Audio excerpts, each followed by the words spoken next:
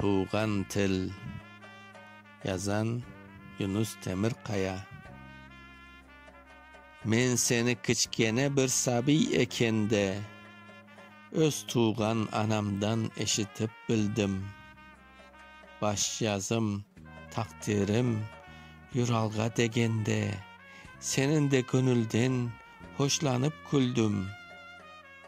Sen oldun Tuğan Til, sen oldun yarım, mülayim ezgiden tasvirlep bergen, hiç kimse bilmegen en gizli sırrım, sen ömür yoluna yernen söylegen. Bayramını, meclisni, kuvançlı günlerini daima seninle karşılap aldım. Ömürünü, bağrını, çiçekler, güllemi, delikanlı çağımda yırlap ozgardım.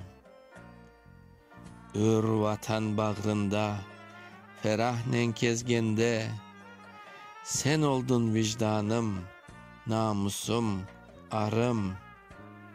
Açusuz, aç ecel bağrımını ezgende, Tuğan Til, kenede men seni anarım. Okuyan Mustafa Şah.